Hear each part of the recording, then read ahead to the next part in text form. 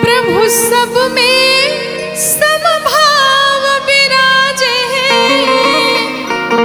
सबका करे उद्धार, बरस रही प्रभु की कृपा अपार, बरस रही प्रभु की कृपा अपार, बरस रही प्रभु की कृपा। प्रभु सब में समभाव विराजे, प्रभु सब में समभाव विराजे, सबका करे उद्धार, बरस रही प्रभु की कृपा अपार, बरस रही प्रभु की कृपा अपार।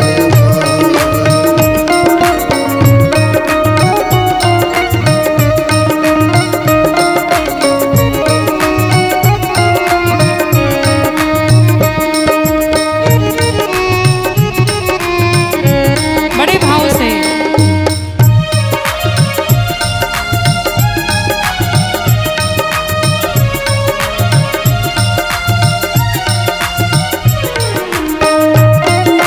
राघव सरकार की जय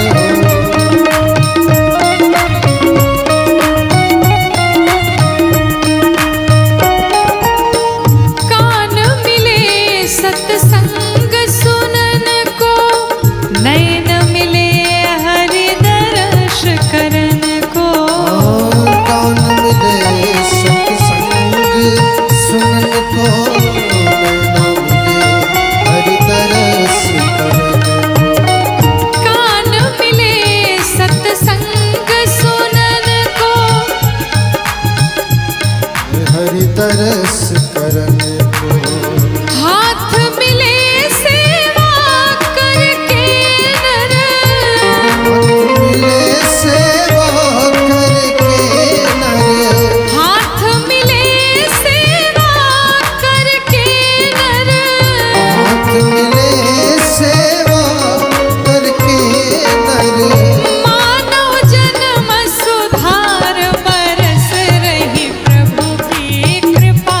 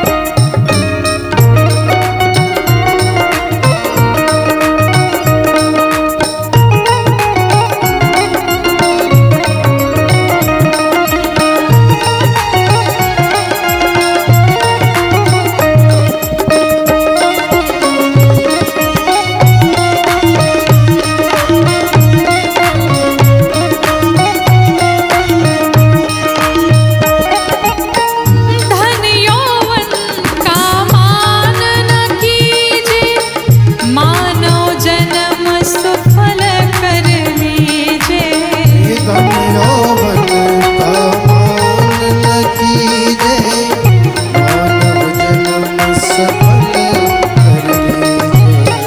धन यौवन का मान न कीजे, मानव जन्म सफल कर लीजे।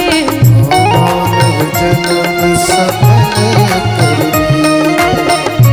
राम नाम का सुमिरन करके, राम नाम का सुमिरन करके, राम नाम का सुमिरन करके, राम नाम का सुमिरन करके, हर में हरि निहार बरस रही प्रभु की कृपा अपार। बरस रही प्रभु की कृपा अपार, बरस रही प्रभु की कृपा अपार। बरस रही प्रभु की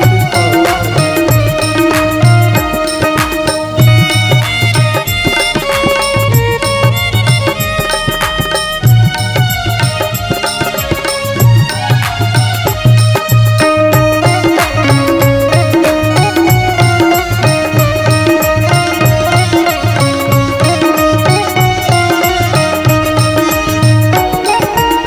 सत्संग सेवा सुमिरन कर ले, श्रद्धा भक्ति से जीवन भर ले। ये सत्संग सेवा सुमिरन कर ले, श्रद्धा भक्ति से जीवन भर ले। सत्संग सेवा सुमिरन कर ले, श्रद्धा भक्ति से जीवन भर ले। ये श्रद्धा भक्ति से जीवन भर ले। राम कथा की गंगा नहा ले, राम कथा की गंगा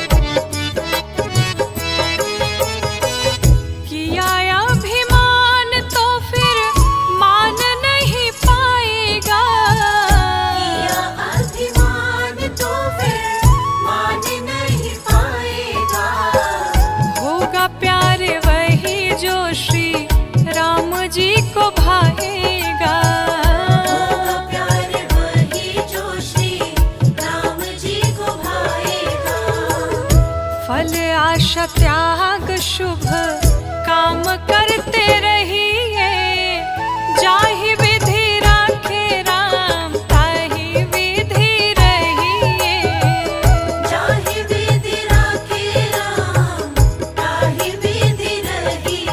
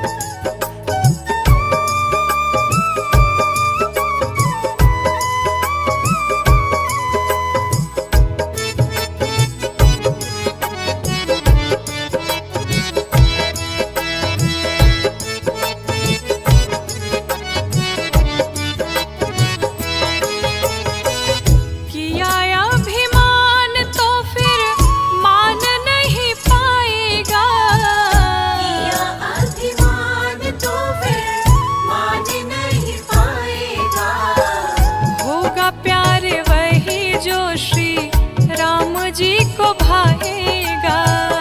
होगा प्यार वही जो श्री राम जी को भाएगा। फल आशा त्याग शुभ काम करते रहिए, जाहि विधि राखे राम ताहि विधि रहिए। जाहि विधि राखे राम ताहि विधि रहिए।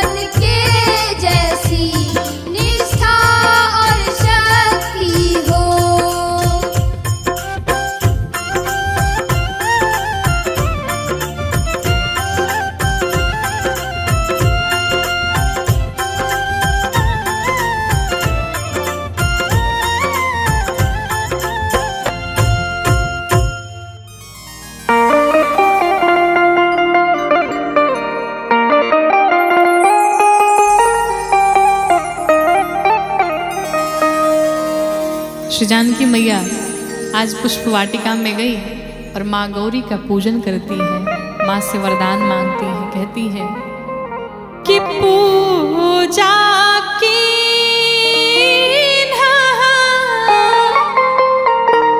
अधिक अनुरागा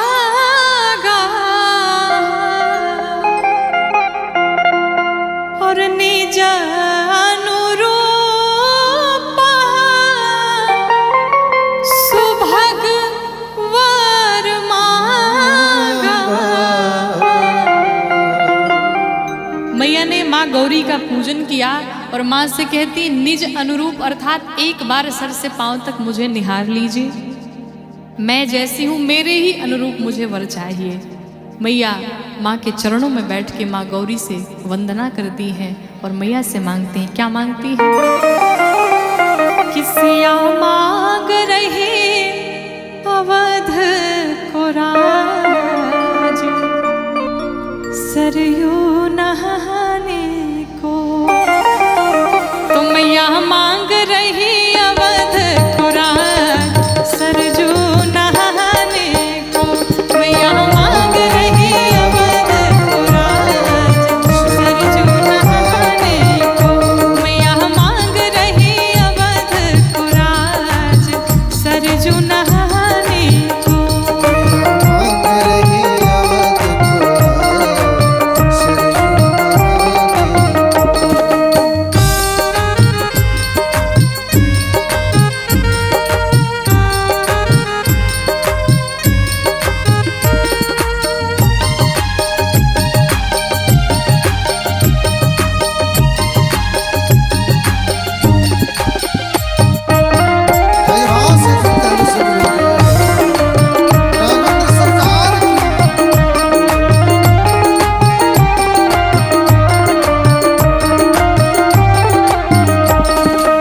और माँ ने क्या मांगा? माँ कहती मैया रानी कौशल्या जैसी सास सिया मांगे, कौशल्या जैसी सास सिया मांगे, रानी कौशल्या जैसी सास सिया मांगे।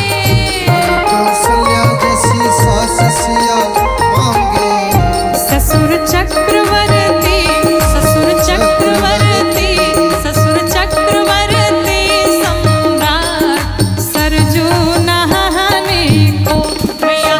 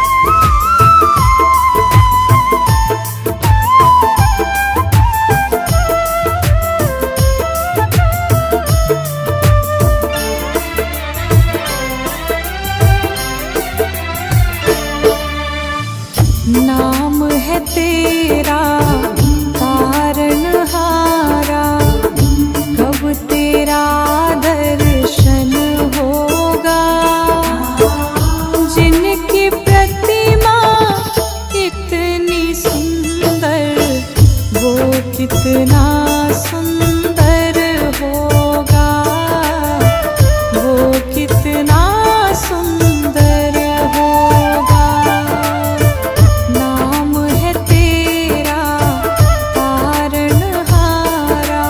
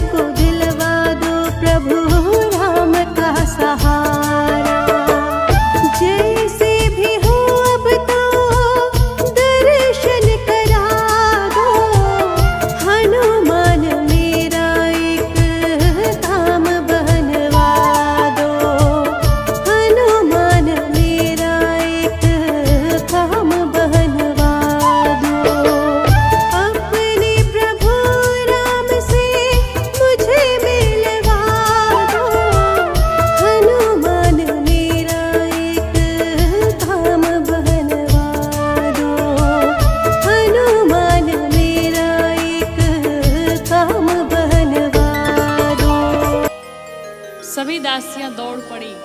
जैसे ही भगवान राम सरकार का जन्म हुआ, महाराज दशरथ के पास पहुंच करके सभी कहती है, महाराज आपको बधाई हो। महाराज दशरथ सोने चांदी हीरे मोती लगे लुटाने। जितने गाने वाले थे, बजाने वाले थे, सब महाराज दशरथ के महल में पहुंच करके आज सभी बधाई गीत गा रहे हैं। आइए हम सभी भी मिलके भगवान के इस जन्मोत्सव में खूब बधाइयाँ गाते हैं। कि घर आए राम रघुरैया, अवध में बाजे बधैया। अरे घर आए राम रघुरैया, अवध में बाजे बधैया। घर आए राम रघुरैया, अवध में बाजे बधैया। बाज बधैया हो, बाज बधैया। बाज बधैया हो, बाजे बधैया। बाज बधैया जी, बाजे बधैया। बाजे बधैया जी, बाजे बधैया। घर आए राम रघुरैया, जय हो। अवध में बाजे बधैया। घर आए राम रघुरैया, अवध में बाजे बधैया।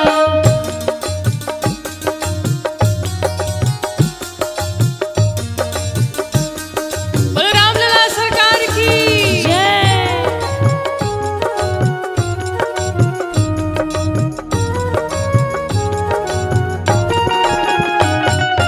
घर आए राम रघुरैया, अवध में बाजे बधैया। घर आए राम रघुरैया, अवध में बाजे बधैया। धन धन अवध अवधपुर धरनी। धन धन अवध अवधपुर धरनी। अवधपुर धरनी, अवधपुर धरनी। अवधपुर धरनी, अवधपुर धरनी। और कौन धन्य? अरे धन्य धन्य तीन मैया, अवध में बाजे बधैया। घर आए राम रघुरैया, अवध में बाजे बधैया।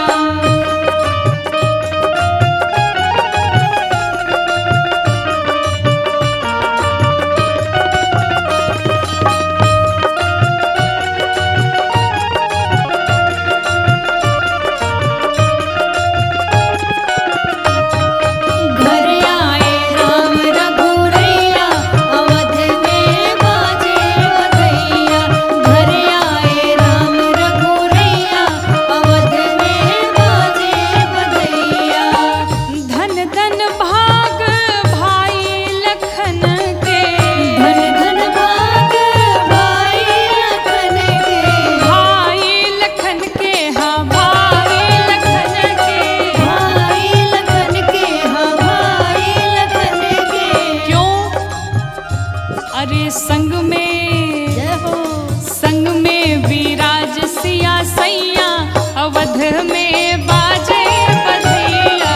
घर आए राम रघुरैया, अवध में बाजे बधैया।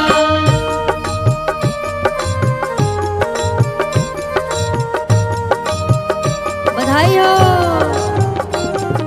घर आए राम रघुरैया, अवध में बाजे बधैया। घर आए राम रघुरैया, अवध में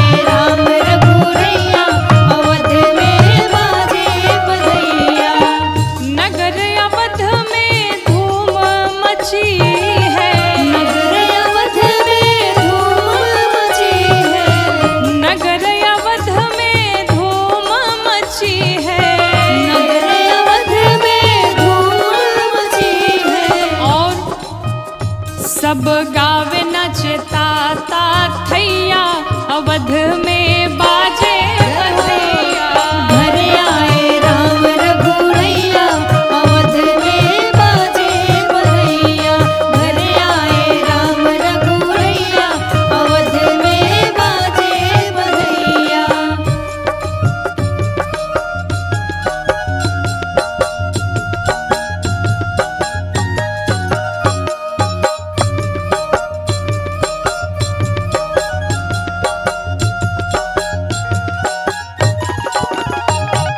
घर आए राम रघुरैया अवध में बाजे बधैया।